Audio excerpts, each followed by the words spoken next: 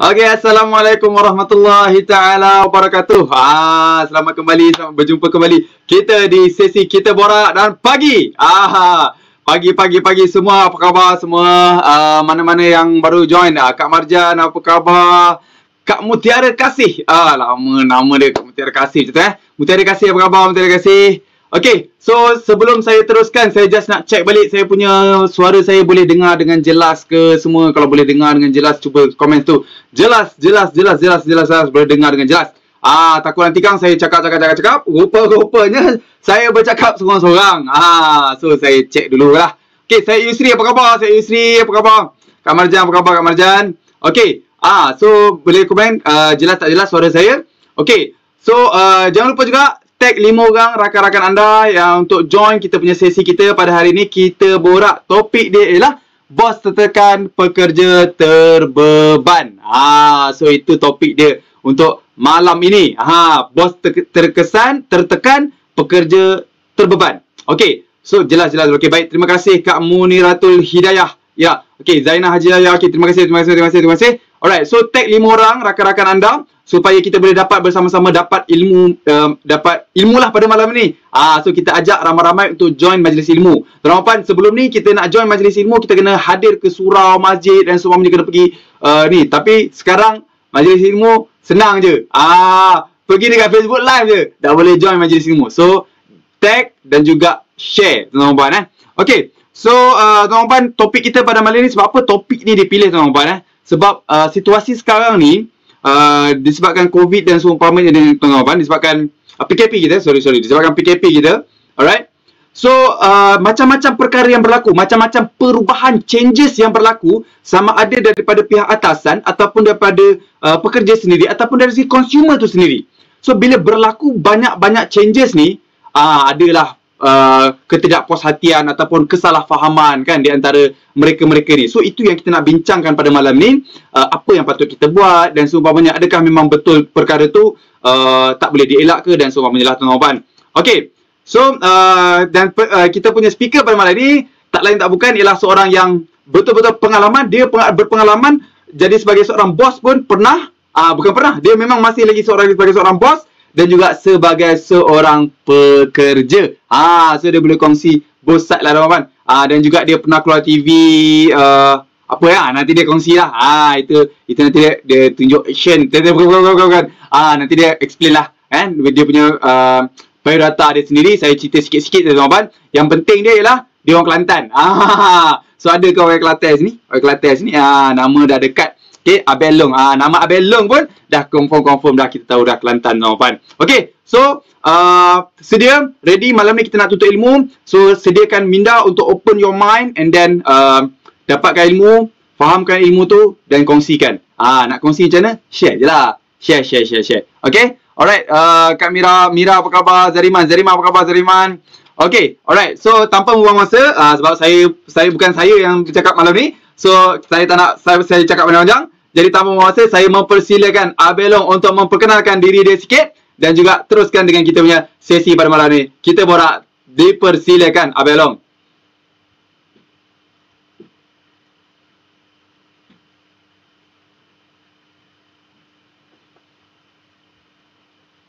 Okay.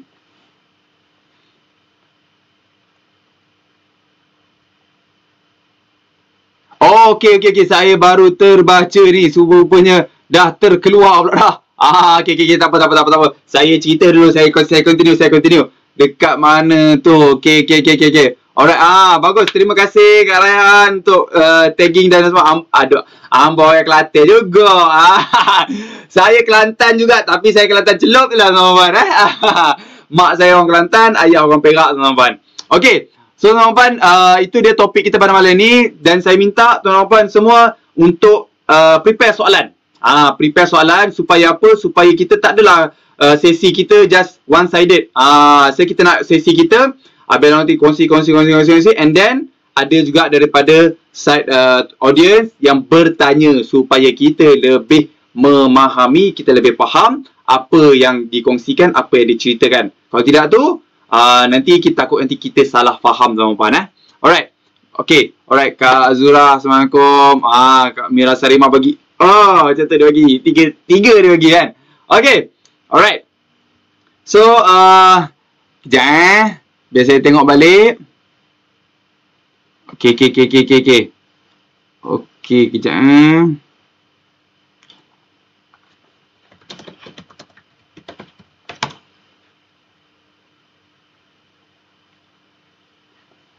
Kejap tuan-tuan. Okey, sementara tu tuan-tuan, kita tengok dulu video video introduction company. Video introduction company Ana Edar.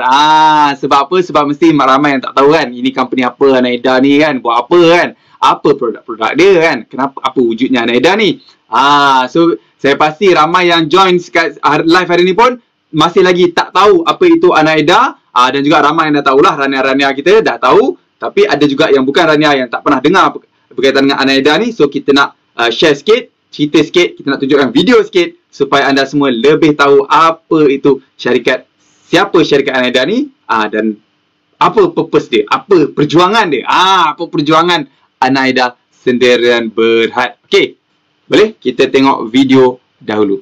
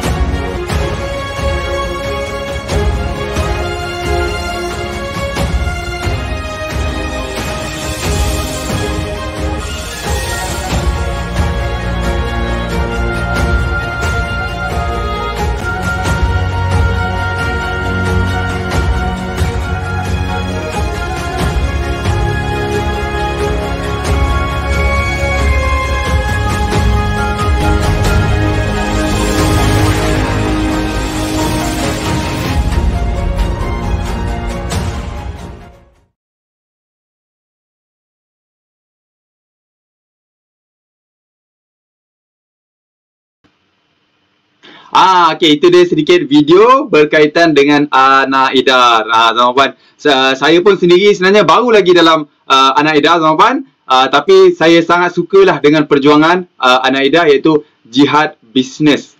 Jihad bisnes Ana sendiri. Sebab apa Ana tu? Sebab apa perkataan Ana tu? Sebab kita nak bagi tahu yang mana bisnes ni ialah bisnes Ana. Bisnes saya sendiri. Join dalam Ana Edar, join sebagai seorang rania. This is your business, this is my business. Bukan upline punya business, bukan kawan-kawan punya business, but this is my business. Sebab itulah digunakan Ana tu sendiri, tuan-tuan. Dan saya juga sebenarnya baru saja belajar berkaitan dengan history Ana Edar, tuan-tuan. So saya nak berkongsi sikit history lah, sementara masalah teknikal diselesaikan, tuan-tuan. Alright. So sebenarnya Ana ni dia punya starting dia ialah pada tahun 1983. That one is brand name Ana, tuan-tuan. Okay, bila Ana itu ditubuhkan, tuan-tuan, apa dia punya objektif dia ialah untuk bagi produk Muslim. Untuk keluarkan produk Muslim supaya orang tak payah risau, alamak, benda ni halal ke? Benda ni boleh makan ke? Benda ni okey ke? Muslim relax, boleh tenang benda tu. So dia boleh tahu dah, okey, produk Ana memang produk halal. Boleh guna, boleh makan dan sebagainya. Okey. So bila jenama Ana tu keluarkan produk-produk macam tu, so ramailah orang yang dia bertanya, tuan-tuan. Sebab pada tahun tu 1983 kita punya sistem kehalalan, nak sahkan halal tak halal, tuan-tuan, bukan macam sekarang. Sekarang ni dah senang dan juga very clear, very jelas kan. So kita boleh tengok, oh ada chop halal, ada chop halal, ada chop halal. So itu halal. Tak ada chop halal, haram. Okey, dan pemantauan tu ada dibuat oleh jabatan-jabatan lah. Tapi pada waktu tu tak ada pemantauan dan tak ada sistem yang betul-betul cantik lah untuk bantu orang Islam supaya dapatkan produk-produk halal. So Ana keluarkan produk-produk halal, tuan-tuan. Okey, tapi bila dah keluarkan macam tu, ramailah orang yang bertanya, boleh tak saya nak tolong jual? Boleh tak saya nak tolong jual produk Ana ni? Saya nak jual ni, saya nak jual ni, saya nak jual ni. Sebab apa? Sebab dia nampak kat situ orang Islam perlukan perkara ni. Orang Islam perlukan ni. Sebab apa? Sebab bila kita ambil something yang tak halal, then dia akan jadi darah daging kita. Betul tak kan? So, bila dah keluar produk ana tu, yang mana produk halal, tuan-tuan, orang lain pun nak menjual benda tu. Bila nak jual benda tu, maka ditubuhkanlah, diexplainkanlah, diberilah peluang kepada semua orang untuk buat berbisnes bersama-sama dengan ana. So, dia jadi ana business. This is my business. So, bermulalah kat situ, orang-orang Islam menjual produk Muslim. Orang-orang Muslim menjual produk-produk Muslim. Yeah, so dan daripada situ berkembang lagi sehinggalah kini, tuan-tuan. So kita memang kita punya one of our specialty ataupun kita punya kelebihan. Yes, kelebihan kita ialah kita mengeluarkan, kita merupakan MLM patuh syariah, tuan-tuan. MLM patuh syariah. Saya suka dengan bila ada term tu kan, saya mula terfikir juga MLM patuh syariah. Okay, so maksudnya yang lain tu macam mana? Kan? Itu yang saya terfikir. Kan, maksudnya kalau Ana-Ida tu ialah MLM patuh syariah, macam mana dengan itu yang saya terfikir, tuan-tuan. Macam mana dengan company lain? Kan? So adalah cerita-cerita dia, tuan-tuan. Yang menjadikan adalah rules dia, sebab dia kenapa Ana-Ida merupakan company MLM yang patuh syariah, tuan-tuan. Dia ada sebanyak 8 pillars saya ingat saya. Saya pun ingat lupa, tuan-tuan. InsyaAllah saya akan cuba tanamkan perkara tu semua dah dalam minda saya supaya saya lebih boleh kongsikan. Tapi memang saya sukalah bila benda tu patuh syariah. Maksudnya kita dah tak perlu risau dah, tuan-tuan. Bila contohnya kan kita kerja kan, kalau kita kerja company ABC contohnya, dan dia tak ada cerita sama ada dia ialah MLM patuh syariah atau seumpamanya, tuan-tuan kan. Okay, so kita akan risau. Kalau dia tak cerita, kita punya income ni macam mana? Kan? Okey ke tak okey? Boleh ke tak boleh? Halalan thayyiban ke tak? Sebab mungkin halal, tapi halalan thayyiban ke tak? Tapi bila dah ada company itu sendiri yang mana menjaga perkara-perkara tu, dan Alhamdulillah kita dah tak perlu risau dah berkaitan dengan sama ada perkara itu patuh syariah ataupun tidak. Apa yang kita nak buat ialah kita buat je sale.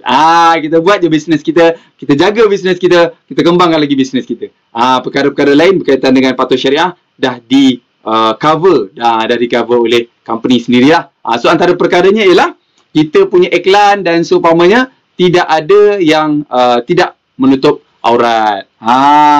So itu yang nombor satu yang secara visualnya yang kita boleh nampak perbezaan di antara Ana-Ida dan juga company-company lain ialah semua iklan-iklan kita, slides, training dan seumpamanya, gambar-gambar yang kita gunakan semuanya menutup aurat, tuan-tuan. Macam kita pergi macam kita pergi dekat Kelantan. Kadang-kadang kalau kita pergi dekat Kelantan kan. Kalau kita pergi dekat Kelantan, dia apa tu? Dia ada iklan-iklan dia semua menutup aurat, tuan-tuan. So lebih kurang macam tu lah. Ada yang tak pernah sampai ke? So kalau yang tak pernah sampai boleh tengok kalau pergi ke Kelantan kan. Nanti dia punya iklan-iklan tu artis ni tak pakai tudung, tapi tiba dalam iklan tu dia pakai tudung. Alhamdulillah. Bagus So itu antara yang saya nampak secara visual dia, perbezaan dengan company-company lain lah. Okay, teman-teman. So Alhamdulillah kita dah berjaya selesaikan, teman-teman. So itu dia perkara. Jom pergi Kelantan lepas PKP. Boleh Kak Majan? Saya join Kak Majan. Okay, so itulah dia kelebihan Ana-Ida iaitu MLM patuh syariah, teman-teman. Tapi malam ni kita nak cerita pasal bos tertekan, pekerja terbeban, teman-teman. So apa cerita dia malam ni? Kita tunggu Abelong yang kongsikan. So tanpa buang masa, saya mempersilakan Abelong. Alright, terima kasih. Alhamdulillah. Syukur sangat-sangat. Serahman Sazik. Kau main, tiba-tiba dia habis pula line tiba-tiba. Ya Allahu Akbar kan. Itulah dia online ni kadang-kadang macam tu lah, Belong. Kita dah set up, yes. Tunggu dah ni kan, tiba-tiba Gelang kabut pula tukar komputer bagai apa semua kan, baru masuk balik. Okey, baik. So boleh kita teruskan, Man? Boleh. Okey, Alhamdulillah. Baik, tuan-tuan, puan-puan, rakan-rakan yang dirahmati Allah Subhanahu Wa Taala. Alhamdulillah. So malam ni kita ada satu topik yang hangat sangat-sangat. topik yang panas. Bila dapat topik ni daripada Sir Rahman, belum terkejut. Wah, kata ini topik ni bukan calang-calang ni. Bos tertekan, pekerja terbeban. Masya Allah, tabarakallah kan. So kalau kita tengok pada topik ni sendiri, dia ada nilai dia yang belum sangat suka. Kenapa nilai dia? Sebab dia bukan hanya nilai kepada bos yang tertekan, tetapi dia juga nilai kepada pekerja yang terbeban. Ada dua nilai dekat sini. Tapi dalam dua nilai yang ada ni, kalau kita lihat sebenarnya, senario yang ada, sama ada bos ataupun pekerja, dua-dua ni sebenarnya memainkan peranan yang sangat penting dalam menentukan kesejahteraan sesebuah syarikat tu sendiri, baik bos maupun pekerja. Sebab itu bila Sir Rahman jemput Ablong untuk sesi pada malam ni, alhamdulillah syukur sangat-sangat. Dan malam ni kita nak kongsikan apa yang dikatakan sebagai pekerja yang terbeban, apa juga yang dimaksudkan sebagai bos yang tertekan. Mari kita tengok sekejap. Boleh belum share screen Sir Rahman Boleh. Sila. Okay. Alright. Mari kita share screen sikit, okay, untuk lebih impact kita dalam presentation. Dan by the way, saya Muhammad Syahriman bin Cik Deris, dan malam ni bersama dengan rakan-rakan yang ada ni, insyaAllah kita akan sempat bercerita tentang ini. Okay, baik. Menariknya hari ni, kalau kita lihat sebenarnya, mari kita tengok dia punya gambar dia dulu. Okay. Alright. Okay, kita tengok ini.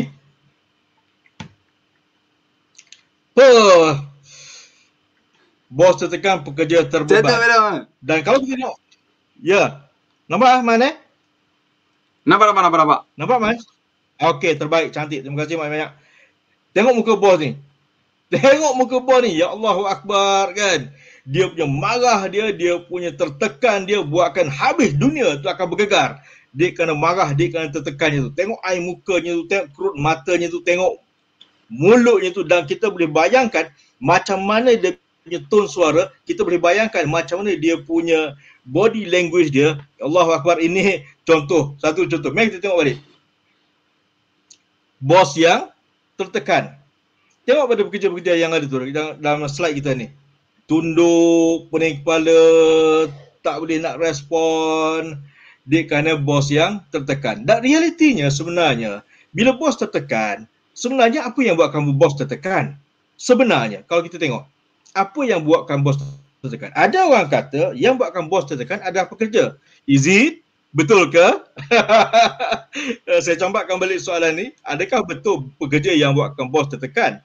Ataupun senario dalam syarikat yang buatkan bos tertekan? Apakah sebenarnya yang buatkan bos tertekan sampaikan bos mengherdik pekerja, sampaikan bos marah-marah, sampaikan bos menukar suasana dalam pejabat, menjadikan suasana itu hilang harmoninya, hilang keseronokan bekerjanya, yang buatkan ramai pekerja kemudiannya akan berhenti. Akhirnya apa yang akan jadi? Masya-Allah, tabarakallah, kita tengok ada pekerja yang mogok, ada pekerja yang moyok, kemurungan, ada pekerja yang produktif, tidak lagi produktif, ada pekerja yang beremosi, ada pekerja yang hilang jati diri. Ada banyak impak perubahan kesan daripada bos tertekan menyebabkan pekerja terbeban. Realitinya sebenarnya, kesan tindakan ini tidak lagi membuatkan syarikat itu mendatangkan keuntungan. Syarikat tidak untung, pekerja tidak untung, bos juga tidak untung. Sebenarnya, realitinya kalau bos tertekan atau pekerja terbeban, siapakah yang sebenarnya untung? No, minta maaf. Tidak ada siapa pun yang untung. Semua rugi belum cakap. Serius, okay? Ya? Semua rugi. Dalam untung, situasi yang macam tu semua rugi. Semua rugi. Bos rugi, pekerja. Exactly. So tak payah bayanglah duit yang banyak-banyak, tak payah bayanglah nakkan naik pangkat, produktif, tak payah bayanglah keuntungan syarikat yang melimpah ruah. Semua tu hilang. Bye-bye. Hanya kenapa? Hanya kerana duit hanya kerana bos yang tertekan atau pekerja yang terbeban. Realitinya dan juga rakan-rakan yang bersama dengan Gamat HQ hari ini, terima kasih sebab menjemput. Realitinya sebenarnya kita banyak menuding jari. Ingat lagunya? Bangau, oh bangau, kenapa engkau kurus? Wah hujan pula malam ni kan. Macam mana aku tak kurus? Ikan tidak timbul. Ikan, oh ikan, kenapa kau tak timbul? Macam mana aku nak timbul? Rumput panjang sangat. Rumput, oh rumput, kenapa panjang sangat? Kenapa aku tak panjang? Kerbau tak makan aku. Kerbau-kerbau kenapa tak makan rumput? Hingga akhirnya kepada ular. Ular, oh ular, kenapa tak makan katak? Kenapa kau makan katak? Ular kata, memang makanan aku. Man, yang paling gentle sekali ular, Man. Tidak ada Mengaku finger kan? pointing, tidak ada. Ya, tidak ada salah menyalahkan orang lain. Dia kata, memang makanan aku. Yang paling best sekali ular. Sebab itu, dalam konteks ini, bos tertekan bukan kerana pekerja. Serius, Man. Pekerja terbeban bukan juga kerana pekerja itu sendiri. Sudah. Macam mana pula ni, Confused pula, Sebab itu, kalau kita tengok sekarang ni, right, kita stop share sekejap, Man. Saya nak ambil satu analogi, Okey. Ambil satu analogi yang ni. Okey. Spray. bukan iklan, Okey, spray. Kata orang, marahkan nyamuk, kelambu dibakar. Kan? Cuma kali ini kita pakai spray. Akan seekor nyamuk, kita spray. Satu rumah kita spray. Apa jadi? Lah anak pun dapat sakit, kita pun dapat sakit. Sebab kita nak spray nyamuk yang seekor tu habis satu rumah kita spray. Sedangkan ini kita tahu racun kan. Realitinya apa? Realitinya kita marahkan seorang pekerja tapi kita gagal. Saya ulang, Man, kita marahkan seorang pekerja tapi kita gagal kemudiannya untuk benar-benar mengawal kemarahan.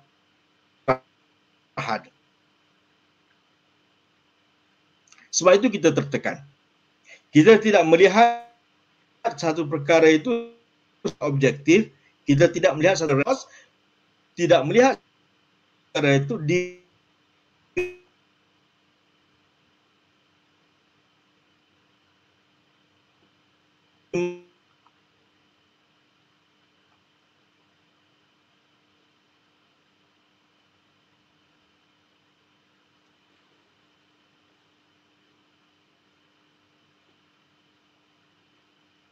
mana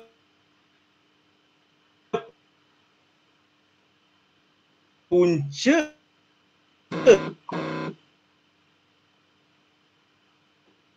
sebenarnya. Yang kenapa dia perlu marah-marah. Ambil satu contoh begini, Man. Dan juga teman-teman yang bersama dengan kita pada malam ni. InsyaAllah, saya galakkan sangat untuk kita share perkongsian pada malam ni agar lebih ramai lagi akan mendapat manfaat daripada perkongsian Gamat SQ hari ini. InsyaAllah. Baik. Mari kita tengok balik slide kita. Okey. Menarik betul tajuk malam ni. Tu yang jadi semangat macam tu. Dia kena over semangat lagi dia putus lagi. Okey, sekejap tu share. Alright. Okey. Right, sementara menanti yang share tu. Okey. Mari kita ambil satu lagi.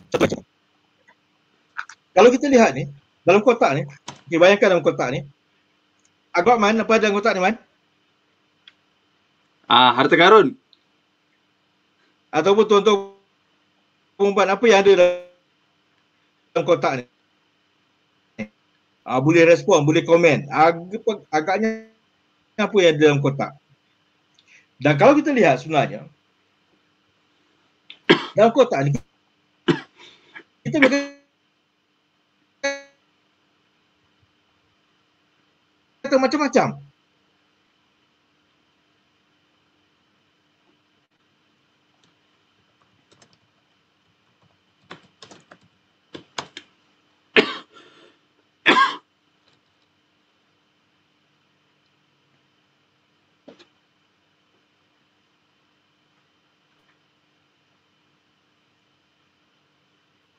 kita boleh kata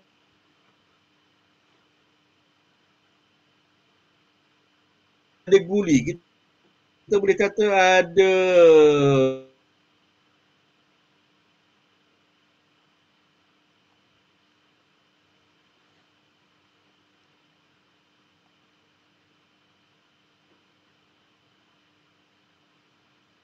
Internet belum sangkut-sangkut belum?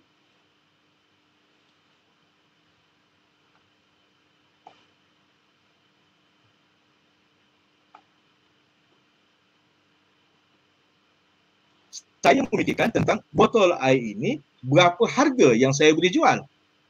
Tak sama betul? Sebab itu kalau misalnya tuan-tuan berkata saya cakap pasal botol ni tentang tudung biru, tak sama macam apa yang saya fikirkan. Adakah tak sama gitu tu menyebabkan kita tertekan ataupun kita terbeban? Nampak kan? Pemikiran kita tidak akan sama. Pemikiran seorang bos tidak akan sama dengan pemikiran seorang pekerja. Keinginan seorang bos tidak akan sama dengan keinginan seorang pekerja. Dia tidak akan sama. Kenapa? Sebab kita ada nilai yang berbeza. Kerana itu tuan-tuan, puan-puan, kalau kita tengok botol air ni, saya berkata saya nak jual botol air ni dengan harga RM1.50. Mungkin ada yang kata tak boleh lah Cik Syariman nak jual RM1.50. Yang ni kena jual RM1 je. Kat luar pun RM1 je. Dan saya kata tak apa saya nak jual RM1.50. Ada yang kata tak logik lah Cik Syariman, mana boleh. Dan saya kata saya nak jual RM1.50. Ada pula yang kata Cik Syariman tak boleh. Jenama tak ada. Botol air ni pun tak cantik. Tak boleh RM1.50. 60 sen je mungkin boleh jual ni. Tuan-tuan, puan-puan, konflik wujud. Bila konflik wujud, adakah saya sebagai bos patut tertekan dengan apa yang pekerja saya sebut? No! Kalau saya tertekan bermaksud saya gagal untuk mengawal diri saya kerana nilai pekerja yang berbeza dengan saya. Boleh? Ataupun kalau pekerja tu terbeban, alah bos ni tak dengar lah cakap aku. Tak dengar, kita dah cakap benda yang betul, mana boleh jual RM1.50. Nampak kan? Adakah kita patut rasa terbeban dengan bos yang buat peraturan yang tak sama macam apa yang kita nak? No. Sebab itu bila kita katakan sebagai, logiknya adakah pekerja, bos ni patut tertekan kerana pekerja atau pekerja ni terbeban? Saya katakan tidak. Saya ulang balik tuan-tuan, puan-puan, saya katakan tidak. Ambil satu contoh begini. Bos marah-marah. Kita dekat bos panggil, Syariman, masuk sekejap. Kenapa you tak siapkan report ni? Kenapa you tak buat report ni betul-betul? Kenapa you buat report salah-salah macam ni? Kenapa? Tuan-tuan, puan-puan, yang bos sebut tu betul ke tidak? Betul. So kalau betul, adakah patut saya terbeban? No! Saya tak patut terbeban sebab apa yang bos cakap itu betul. Kan? Dan bos pula, dia duk marah-marah si Syariman ni. Adakah patut dia tertekan? No! Kenapa dia tak patut tertekan? Sebab mungkin waktu task tu diberi, dia tidak betul-betul tanya adakah pekerja ni faham, adakah pekerja ni mampu, adakah pekerja ni layak, adakah pekerja ni kompeten untuk buat task yang dia beri. Nampak? So bila pekerja ni tidak kompeten, bila pekerja ni tidak mampu, kemudian dia rasa tertekan. Salah kaedah. Boleh? Sebab itu tuan-tuan dan puan-puan, tertekan atau terbeban ini sebenarnya berlaku dekat mana? Berlaku dekat dua perkara je. Kan? Berlaku dekat sini, akal kita, minda kita ni, dan juga berlaku dekat hati kita. Bermaksud, kalau berlaku dekat minda, kalau berlaku dekat hati, boleh tak kita kawal? Boleh! Boleh sangat-sangat. Kita boleh kawal. Bermaksud, bila kita katakan bos tertekan atau pekerja yang terbeban ni, sebenarnya ianya tak patut berlaku. Apatah lagi ketika COVID. Apa yang kita nak sebenarnya? Kita nak kerja, betul? Kita nak kerja dalam keadaan yang bagaimana? Kita nak kerja dalam keadaan yang harmoni. Betul-betul? Bos pula nak apa? Bos pula nak pekerja yang produktif. Pekerja yang mematuhi peraturan. Pekerja yang menepati keperluan syarikat. Pekerja yang mampu dan kompeten. Ini yang bos mahu. Betul-betul? Dan kita pula pekerja mahu kan kerja yang harmoni. Nampak tak? Matchingnya tu. Yes, matching. Bos mahu pekerja yang baik, kita mahu kerja yang juga baik. So boleh matching kat situ. Ceritanya adalah bagaimana? Ceritanya adalah kadang-kadang kita gagal untuk mengawal keadaan. Kita gagal, sama ada bos atau pekerja gagal untuk mengawal keadaan yang berlaku dekat sini dan juga berlaku dekat sini. Bila gagal mengawal apa yang berlaku dekat minda, bila gagal mengawal apa yang berlaku dekat hati, maka bos akan keluarkan perkataan-perkataan yang pelik-pelik, yang jelik-jelik, yang boleh menyebabkan pekerja terbeban. Dan pekerja pula, bila bos mengubah peraturan, kita tidak melihat dalam sudut pandang bos, kita melihat dalam sudut pandang kita, maka kita rasa terbeban. Contoh yang paling mudah, bos kurangkan gaji 30%. Ya Allahu Akbar, kurangkan gaji 30%. Beban tak? Beban. Nak bayar kereta lagi, nak bayar elektrik lagi, nak bayar rumah lagi, nak bayar itu, nak bayar. Yang nak dibayar ni semua kekal, bukan kurang 30%. Terbeban tak? Yes, terbeban. Tapi kerja kita nak tak? Nak. Kita faham tak kenapa kurang 30%? Tak berapa nak faham sangat. Maka dia jadi macam kotak ini. Jadi macam kotak yang kita tak tahu apa yang berlaku isi dalam dia tu. Maka kita kena semak apa sebenarnya, kenapa sebenarnya kurang 30%, so that kita lebih faham dan kita ada kefahaman yang sama antara pekerja dan juga bos dan juga pekerja. Dan barulah soal terbeban itu kita akan dapat terima dengan sebaik-baik mungkin. Maka kita akan memikirkan opsi yang lain. Sama ada aku mahu kekal bekerja di sini ataupun aku mahu tambah pendapatan dengan income, dengan berniaga dan sebagainya untuk top up yang kurang 30% itu. Tuan-tuan, puan-puan, rakan-rakan yang dirahmati Allah Subhanahu Wa Taala, 600,000 hilang kerja sebab PKP. Bagaimana keadaan kita yang hilang bekerja ni? Cik Syariman cakap senanglah kan, Cik Syariman ada kerja. Ya, betul. Saya masih lagi ada kerja. Ramai yang masih lagi ada kerja. Dan daripada masa yang sama ada yang sudah hilang kerja. Adakah kita mahu terus kemurungan dik kerana hilang kerja? Adakah kita mahu terus menangis dik kerana hilang kerja? Adakah kita mahu terus menyalahkan seseorang, menuding jari sana dan sini dik kerana kita hilang kerja? No, we have to do something. Kita kena buat sesuatu. Betul-betul? Sebab tu tuan-tuan, puan-puan, rakan-rakan yang dirahmati Allah Subhanahu Wa Taala, apabila kita katakan bahawa pekerja terbeban, bos tertekan, sebenarnya senario ini boleh kita kendalikan dengan sebaik-baik mungkin. Apa kesan dia? Kesan dia bukan hanya pada bos saja. Bos bila dia tertekan, perasan tak? Bila bos tertekan, emosi bos terganggu. Bila emosi bos terganggu, hatinya juga terganggu, keluarganya juga terganggu. Balik rumah mungkin tak dapat bercakap dengan baik dengan isteri. Pandang anak pun dah lain macam. Keluarga akan jadi rosak. Pekerja juga sama. Pekerja yang terbeban, maka hatinya mula bergelora, gusar, bimbang, rasa macam tension, kemurungan, dah mula ada mental disorder. Balik ke rumah, isteri atau suami akan jadi terbeban sama. Anak terbeban, keluarga terbeban. Pendek kata, bila bos tertekan, apa yang bos tertekan, kesannya tu sama juga macam apa yang pekerja yang terbeban. Sama. Kerana bos dan juga pekerja adalah insan yang insan yang sama sebenarnya. Kita ada emosi yang sama, kita ada perasaan yang sama, kita ada rasa hati yang sama, kita ada keinginan yang sama, cuma level keinginan kita berbeza-beza. Tuan-tuan, puan-puan, rakan-rakan yang dirahmati Allah Subhanahu Wa Taala, kita ambil satu contoh begini. Saya stop share sekejap ya. Okey. Kita ambil contoh begini. Okey, baik, kita ambil contoh. Okey, air. Saya akan minum air, internet belum sakut-sakut. Okey. Baik, saya nampak ada masalah tu sebab pada peringkat awal tadi ada masalah sikit. Okey, berapa? So nampak air ni, bila nampak air ni, kita minum air kenapa? Dahaga, betul? Maka belum akan minum air. Bismillahirrahmanirrahim.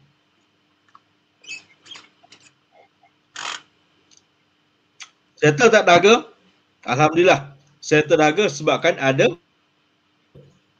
air. Perlu tak air ni? Perlu. Maka hilang dahaga. Tuan-tuan, puan-puan, bos perlu tak bekerja? Perlu untuk menggerakkan syarikat. Syarikat pekerja perlu tak bos? Perlu. Untuk bayar gaji, untuk memastikan dia terus dapat bekerja. So bermaksud bos perlukan pekerja, pekerja perlukan bos. So kenapa kita nak tertekan sehingga menyebabkan goyangnya syarikat? Kenapa pekerja nak rasa terbeban? Sehingga menyebabkan produktivitinya rendah, sehingga menyebabkan performance-nya juga terjejas kerana dia rasa terbeban. Nampak? Sebab tu kita nak kena fikirkan tuan-tuan, puan-puan, rakan-rakan yang dirahmati Allah Subhanahu Wa Taala, kita benar-benar nak kena fikirkan apa yang kita mahu sebenarnya.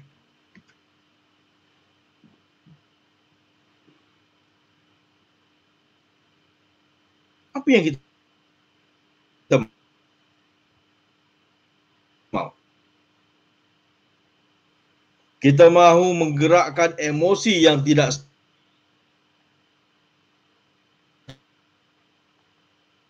stabil,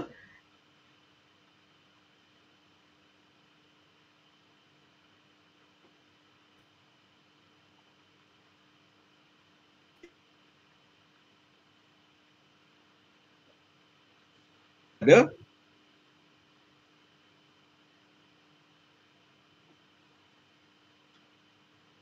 kestabilan, keharmonian, kasih sayang dalam sebuah syarikat.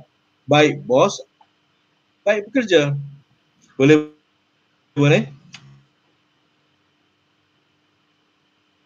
Baik, kita share slide sekejap. Dan saya sangkut-sangkut malam ini. Ya, pada peringkat awal tadi. Kan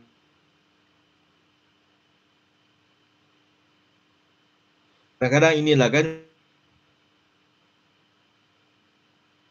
bila kita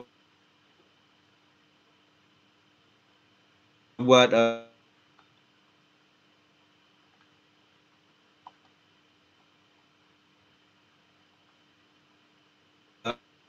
online,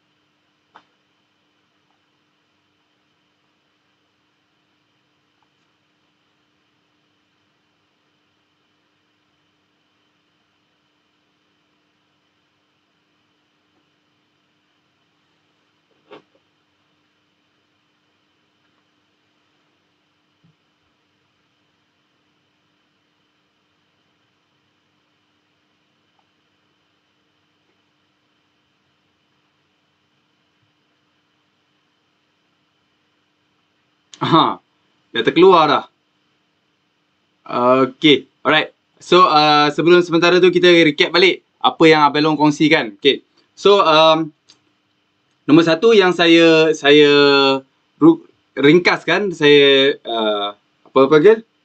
rumuskan.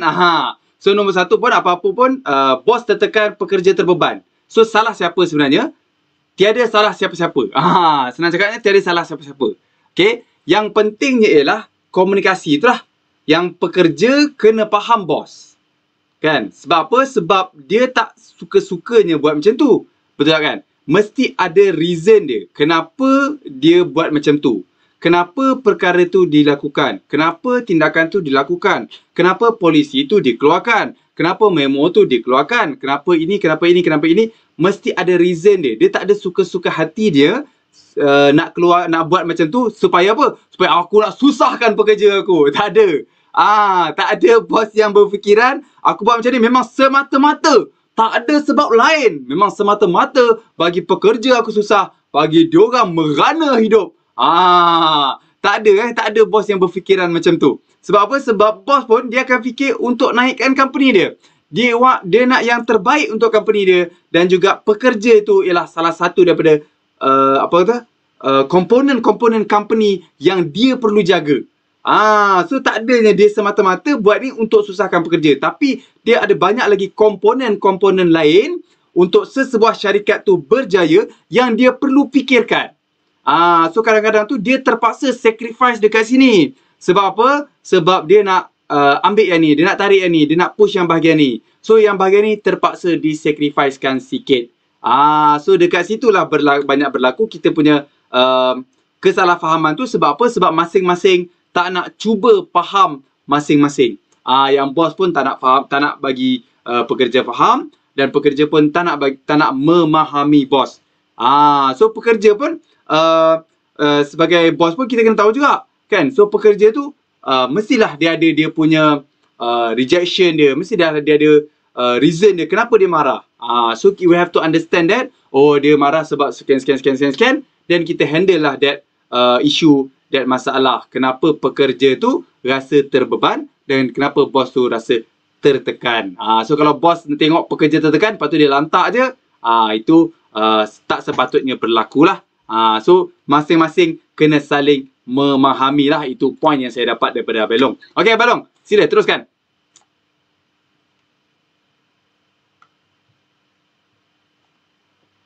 Okey, cantik sangat. Saya suka dengan cara Sir Rahman dan juga tim ni. Okey, bila mana ada gangguan lain saja, pop dia masuk untuk handle keadaan. Terbaik. Ini yang buatkan pekerja tak terbeban. Dan bos pun tekan. Okey, baik. Baik, kita lihat sikit slide. Saya harap boleh share pula. Sekejap lagi. Okey. Alright. Marang perapu sepunden para skaper. Okey, baik, saya lagi pakai telefon Nokia. Orang Nokia jangan marah saya. Okey, orang Nokia jangan marah saya. Sebab dulunya, waktu zaman-zaman saya sekolah dulu, saya dekat UPM dulu. Nokia ni memang famous gila-gila punya. Sebutlah Nokia 3610, Nokia daun, Nokia flip, Nokia sabun, Nokia apa lagi? Macam-macam jenis Nokia lah kan. Famous. Kalau siapa tak pakai Nokia tu, anggap ketinggalan zaman saja. Waktu itu.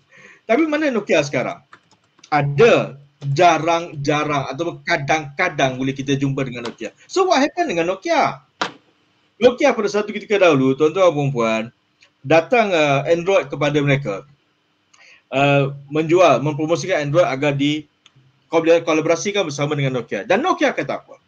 Orang Nokia kata, Nokia kalau pakai Android bagaikan budak lelaki Finnish yang kencing pada musim sejuk untuk memanaskan badannya. Tu dia. Dia pukul habis Nokia pada waktu itu. Dan tuan-tuan puan, bila dipukul begitu, apa yang jadi? Dia pukul habis Android. So pada waktu itu apa yang jadi? Android tinggalkan Nokia. Tuan-tuan puan, Android merata-rata sekali, meletup-letup Android, Nokia ketinggalan. Tuan-tuan puan, rakan-rakan yang dirahmati Allah Subhanahu Wa Taala, ego itu yang menyebabkan Nokia tenggelam. Begitu juga dengan kita. Adakah kita mahu kekalkan ego aku sebagai seorang bos ini, ataupun adakah aku nak kekalkan ego aku sebagai seorang pekerja, maka aku akan tantang bos aku. Macam pejuang lah. Aku akan tantang bos aku ni, aku akan mogok, aku akan buat itu, akan buat ini. Sebab aku tidak mahu terbeban lagi dengan pekerjaan yang sebegini. Tuan-tuan, puan-puan, nak elakkan terbeban, kita boleh berhenti kerja saja. Setuju dengan saya? Cik Syariman takkan nak berhenti kerja. Ya, adakah kerja itu menjadi beban untuk kita? Ya, kalau jadi beban, dan berhenti saja, cari kerja yang lain yang tak terbeban. Tapi persoalan saya adalah, ada tak kerja yang tidak terbeban? Kerja tetap akan menyebabkan kita terbeban. Terbeban dari segi waktu kerja, terbeban dari segi bidang kerjanya, terbeban dari segi gajinya, terbeban dari segi kemudahan, kebajikannya, kita akan tetap terbeban walau dalam bidang kerja yang apa sekalipun. Begitu juga dengan bos. Bos kata, aku boleh buang pekerja ini. Bos, bila buang pekerja ini, adakah pekerja baru itu kita boleh confirm, sure, bahawa dia tidak akan ada masalah, bahawa dia akan perform? No. So instead of kita buang, why don't kita berbincang bersama-sama, dapatkan mutual understanding, dapatkan apakah yang pekerja ini mahu, apakah yang boleh aku bagi, so that kita boleh sama-sama collaborate bersama untuk peningkatan produktiviti syarikat. Maka bila syarikat naik melonjak, bila syarikat produktif melonjak, maka bos boleh beri imbuhan sedikit pada pekerja, pekerja senyum, bos senyum. Tidakkah itu cantik? Letakkan ego dekat tepi dan dia akan jadi sangat-sangat cantik. Boleh? Sekejap saya stop share. Bimbang kokok dia tengah tak keluar bunyi. Sekejap ya. Okay, kita stop share dulu ya ni. Alright.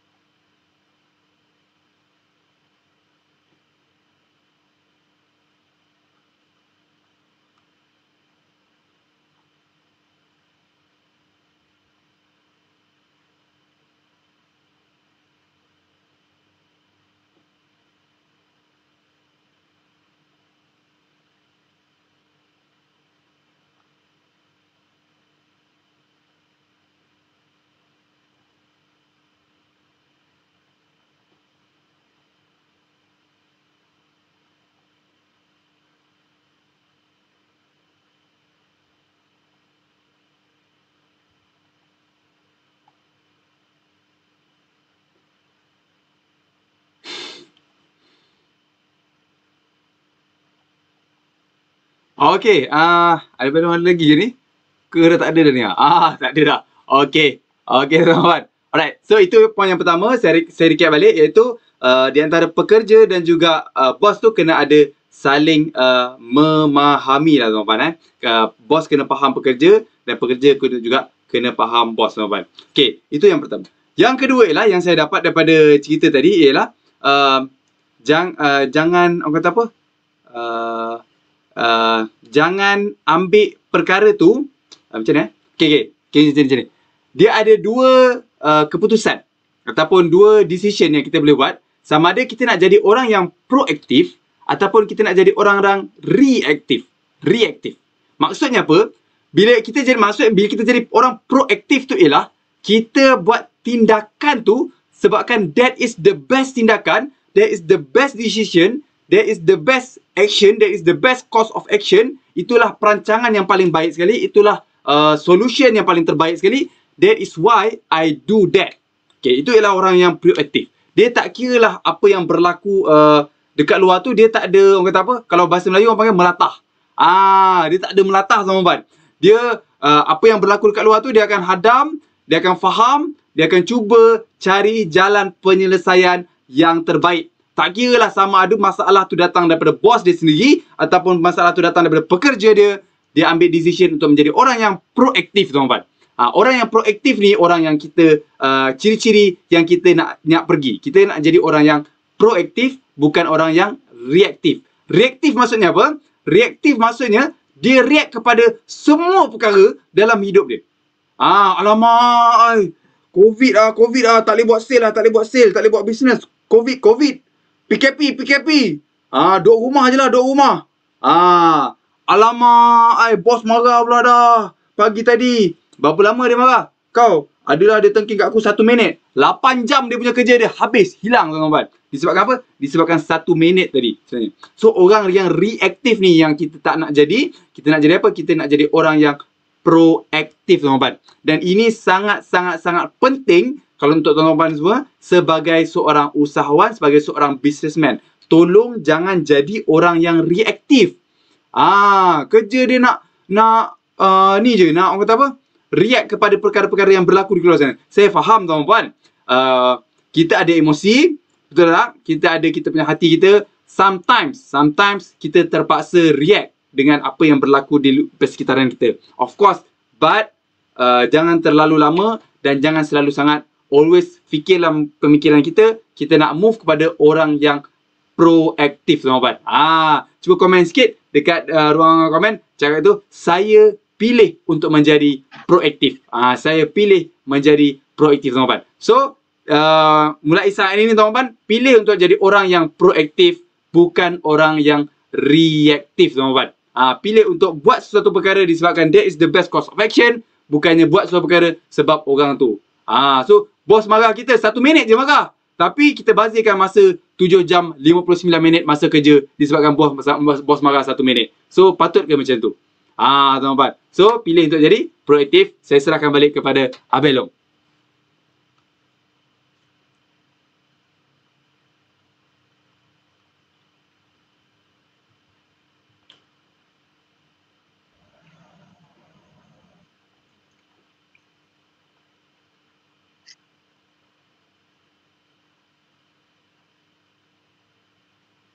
Okey, terima kasih Man. Sedikit saja lagi.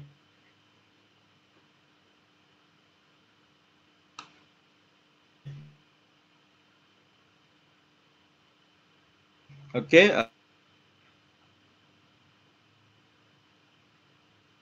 Sebagai Abel Long buka slide Abel Long. Buka slide dia lagi ringan. Nak tunjukkan satu slide. Dan sebenarnya sangat dekat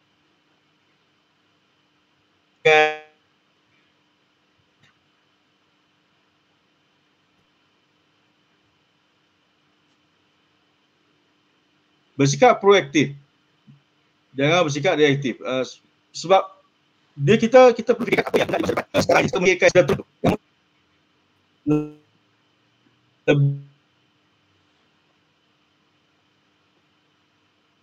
panjang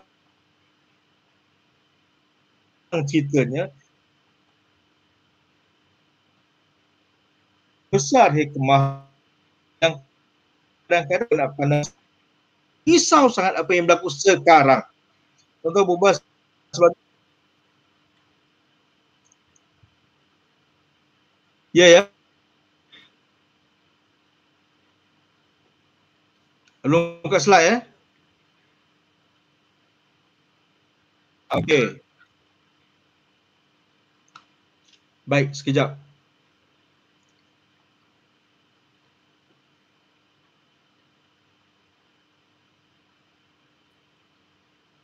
Nakal sikit line malam ni. So okay.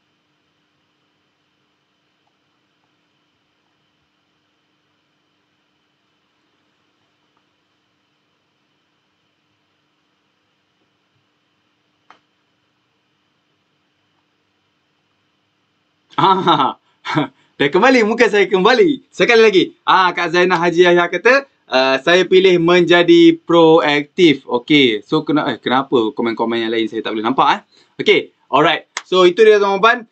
Pilihlah untuk menjadi orang yang proaktif, bukan orang yang reaktif. Itu dua perkara yang saya recap balik. Yang pertama sekali ialah kena saling memahami di antara bos dan juga pekerja. Yang kedua, kita pilih menjadi orang yang proaktif, bukan orang yang reaktif, tuan-tuan. Dan saya nak petik Abang Long punya cerita tadi berkaitan dengan Nokia tadi, tuan-tuan, yang mana dia dengan belagaknya mereject Android. Sebab apa? Sebab pada waktu tu dia tengah boom, tuan-tuan. Dia merupakan penjual handphone yang terbesar, dan jadi dia juga orang semua memang guna Nokia. Kalau nak beli handphone Nokia. Memang semua orang ada Nokia, tuan-tuan. Alright. Dan dia kick Android sebab apa? Sebab ni Android, tuan-tuan. Sekarang ni, tuan-tuan, pengguna Android, pengguna handphone Android ada sebanyak 71.93%. 71.93% daripada pengguna handphone menggunakan Android, tuan-tuan. 72% lah. Kita nak bundarkan, kita ambil 72% lah, tuan-tuan. 72%, bukan 50% tak. Hanya ada yang lain, hanya ada sebanyak 72, maksudnya ada lain 28%. 28% sahaja users yang bukan daripada Android, tuan-tuan. Nak ceritanya, kalau kita belagak tu, janganlah belagak. Janganlah belagak, tuan-tuan. Senang cakap macam tu, tuan-tuan. Sebab apa? Sebab akan ada masanya kita jatuh. Sebab apa? Sebab kita tak cuba memahami situasi yang berlaku, tuan-tuan. Yang apa yang jadi tu kita tak ambil orang kata apa? Input. Kita tak cuba change apa yang sedang berlaku. So maka jadilah macam Nokia, tuan-tuan. Yang mana jatuh sampai ke bawah, tuan-tuan. Sekarang orang nak guna Nokia, tuan-tuan. Tak ada dah, tuan-tuan. Tak ada dah. Tak silap saya, last kali Nokia dibeli oleh Windows ke macam tu rasanya. Okay, tuan-tuan. Okay, so itu cerita berkaitan dengan Nokia tadi. Dan awal-awal lah tadi Abang Long ada cerita berkaitan dengan bangau, tuan-tuan. Bangau, bangau. Kenapa engkau kurus, tuan-tuan? Lagu tu sebenarnya lagu yang sangat simple. Lagu yang kita dengar daripada kecil, tuan-tuan. Daripada kita kecil kita dengar lagu tu. Tapi apa input dia, pembelajaran dia, ataupun kata apa, learning point dia daripada saya pula sangkut kan. Daripada saya sangkut ke, kawan-kawan? Boleh dengar ke suara saya? Check 1 2, check 1 2. Okey. Okey.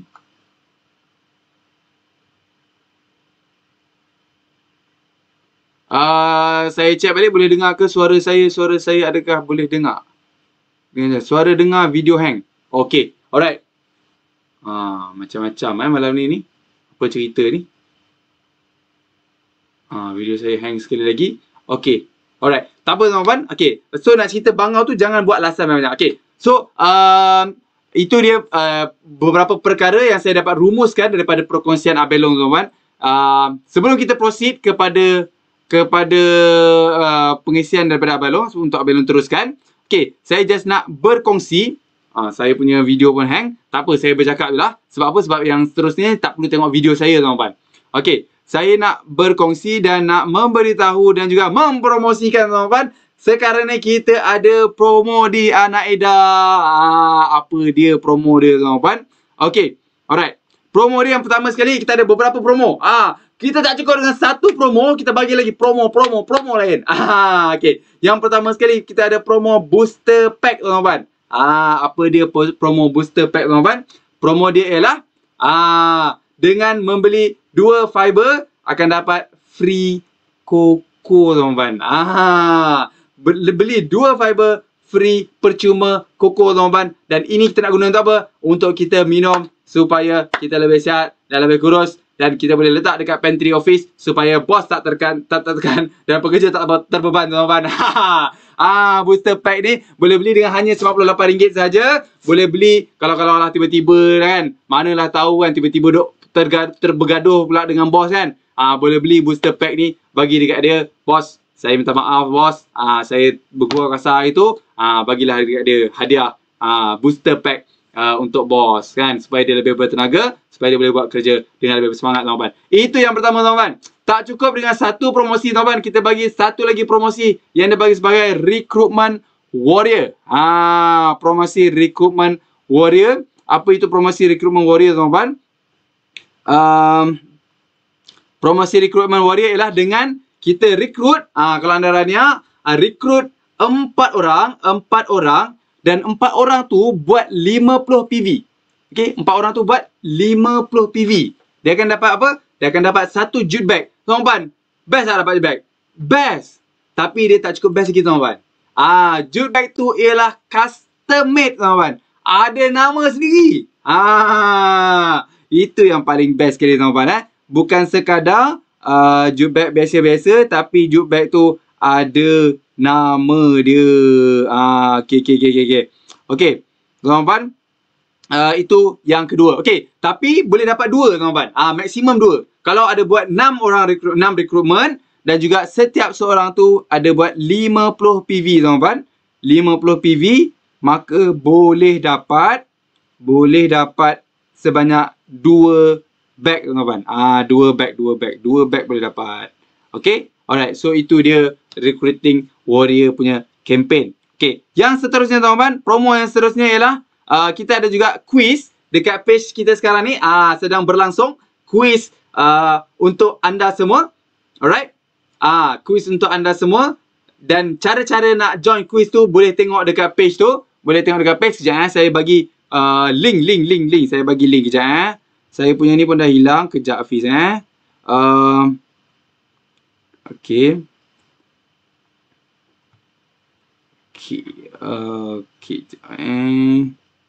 Okey, alright. So, boleh gunakan link, boleh pergi di page HQ Anak Edar dan daftar untuk dapatkan quiz. Dan kita akan bagi apa? Untuk siapa-siapa yang join quiz tu, kita akan bagi sebanyak 10 hadiah misteri untuk mereka yang join quiz tersebut. Jangan risau tuan-tuan, ini bukan quiz AdMed. Dia hanyalah soalan-soalan simple sahaja. Okay? Alright. Okay, masih lagi tak keluar saya punya kamera saya. Sebab apa Okay. Alright. Alright. Tuan-tuan. Dan juga ini masih lagi ongoing Okay. Percuma postage dengan pembelian 3 jeli gamat tuan-tuan. Okey. Alright, so itu dia promo kita pada hari ni dan juga saya dah recap balik. Saya Abang Long kata boleh terus close sikit. Okey saya recap balik kita punya pengisian kita. Alright, yang mana yang pertama sekali ialah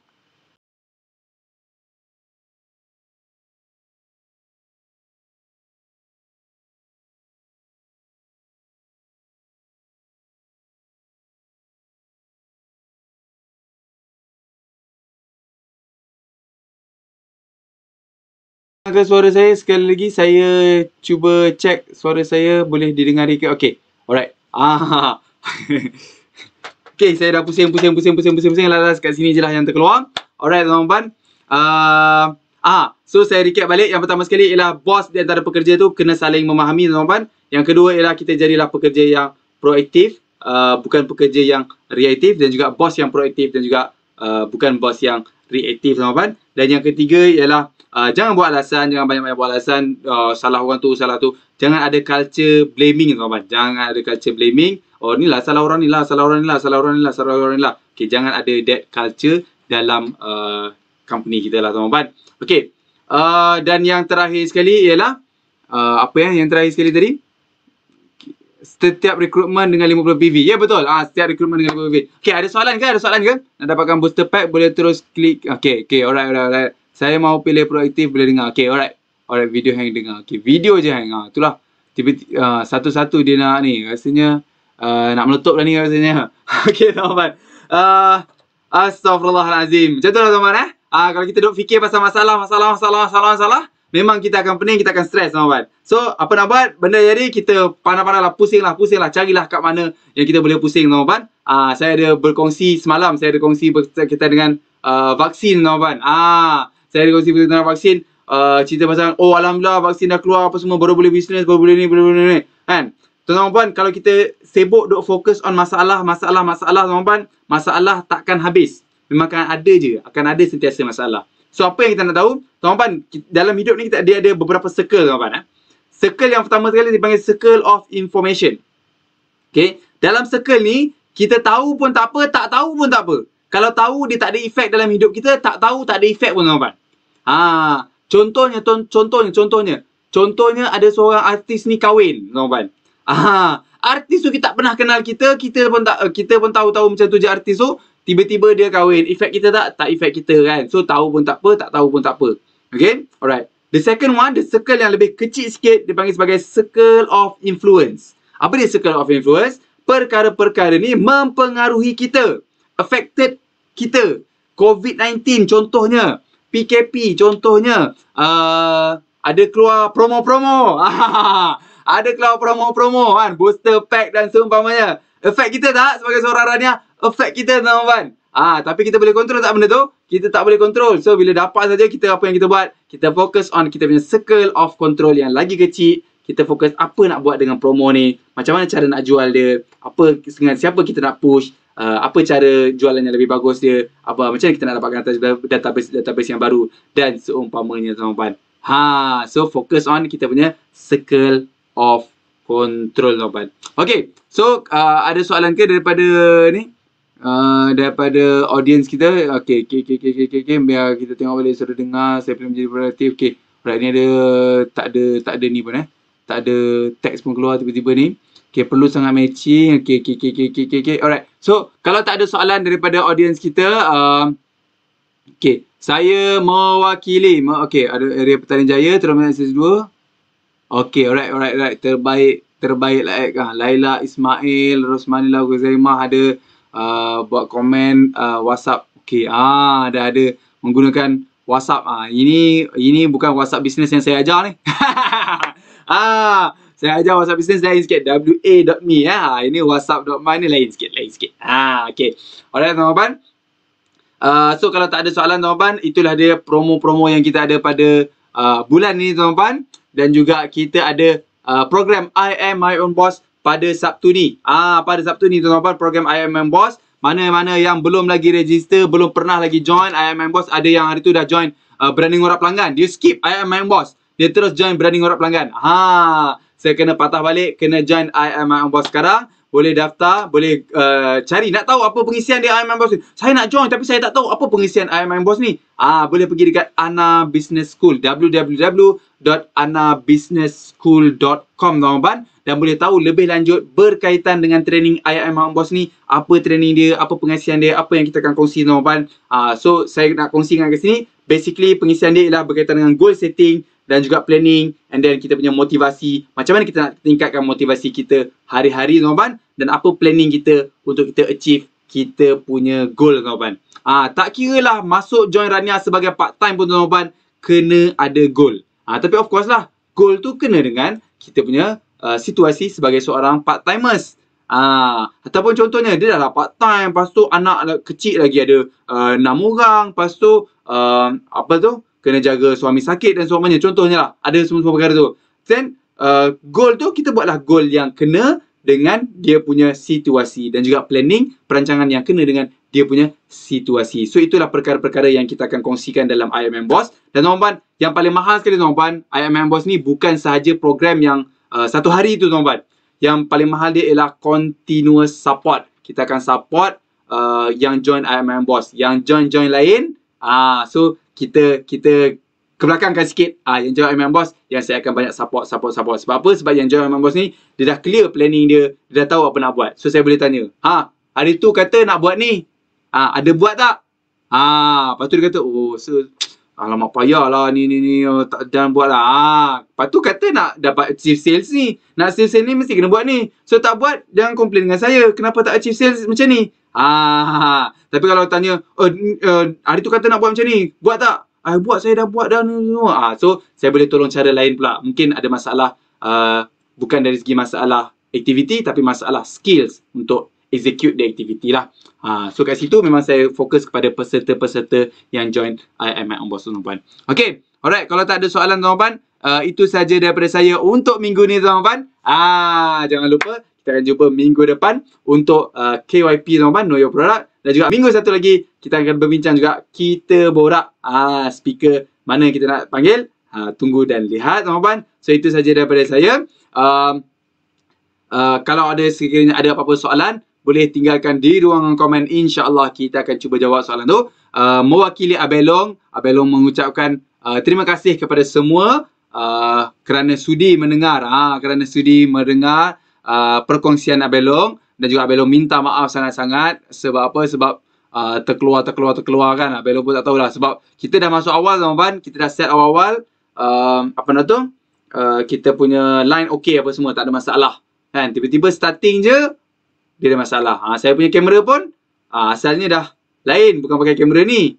Kan? Tiba-tiba kamera pun hilang. Gone. Kan? Saya pun tak tahulah sebab apa teman-teman. Itulah dia cabaran-cabaran dia yang kita perlu hadapi. Tapi apa-apa pun kita keep on fighting, keep on working, dan kita akan push lagi dan push lagi and keep on improving. Itu saja daripada saya teman-teman. Kita jumpa lagi pada live yang akan datang. Sekian wabillahi taufiq wal hidayah. Wassalamualaikum warahmatullahi wabarakatuh.